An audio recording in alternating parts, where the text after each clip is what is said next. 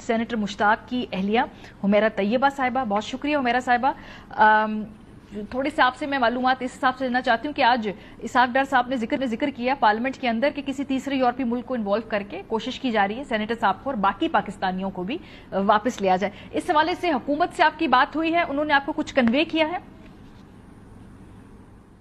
جی بسم اللہ الرحمن الرحیم۔ حکومت سے ہمارا براہ راست کوئی رابطہ نہیں ہے، جبکہ یہ فلوٹیلا جب سے چلا تھا اس وقت سے ہم یہ ساری چیزیں ایکسپیکٹ کر رہے تھے، یہ تمام خدشات موجود تھے اور ہم نے اپروچ کیا موفا کو بھی، اسحاق ڈار صاحب کو خود ہم نے ان کے آفس میں لیٹر سبمٹ کرایا۔ اس کے بعد جب ہمیں جواب نہیں ملا، کوئی رسپانس نہیں ملا، تو ہم نے ہائی کورٹ اسلام آباد ہائی کورٹ میں پٹیشن بھی کی ہے اور اس کے اوپر بھی ہماری پٹیشن پہ بجائے اس کے کہ ارلی ہیئرنگ دی جاتی اس پر آبجیکشنز لگائی گئیں، اور جب پہلی ہماری ہیئرنگ ہوئی ہے ابھی 2 دن پہلے، تو اس کے اندر بھی مطلب جو گورنمنٹ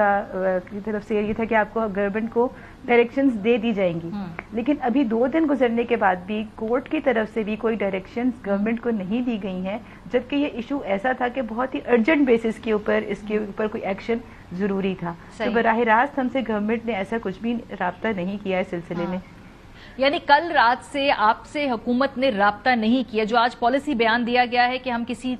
تیسرے یورپین ملک سے رابطہ کر رہے ہیں، یا آپ کو ٹی وی سے پتا چلا؟ جی بالکل، بلکہ کل تو ہم پوری اسٹرینتھ کے ساتھ ہم اپنا پورا پرامن پروٹیسٹ لے کے ہم پریس کلب سے ہم نے ڈی چوک تک ریلی کی، رات 12 بجے تک ہم ڈی چوک پر موجود تھے۔ اسلام آباد کی انتظامیہ ہمارے ساتھ رابطے میں تھی، موجود تھی وہاں، اور ہم نے ان سے کہا کہ آپ اسی وقت ہمیں کوئی رسپانس دیجیے، جبکہ ہم موفا کو بہت پہلے اپروچ کر چکے ہیں، اسحاق ڈار صاحب کو، لیکن ہمیں اس وقت بھی یعنی اتنے سارے پروٹیسٹرز کے پیسفل مارچ کے باوجود بھی ہمیں کوئی فوری رسپانس کل رات تک 12 بجے تک نہیں دیا گیا تھا۔ اس کے علاوہ تو حکومت کی کوششیں ہیں، وہ جو بات کر رہے ہیں میں نے آپ سے ویریفائی کر لیا کہ آپ کو کنوے کیا ہے یہ نہیں کیا ہے، لیکن اس کے علاوہ انڈیپینڈنٹ سورسز سے، کیونکہ وہاں پہ ایک بہت بڑا ایک کنیکٹڈ گروپ ہے، دنیا بھر سے ان کا تعلق ہے، تو کیا وہ اپنے تئیں کوشش کر رہے ہیں رہائی کے حوالے سے؟ ادھر کوئی اپ ڈیٹ ہے آپ کے پاس کہ جو آپ رابطے میں ہیں مختلف لوگوں سے دنیا بھر میں؟ جی بالکل ایسا ہی ہے کہ جو اس کی مین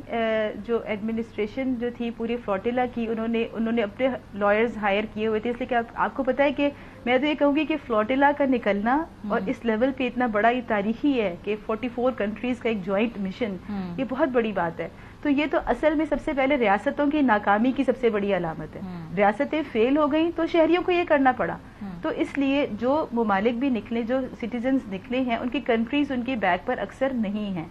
تو آپ کا جو سوال تھا، سوری جی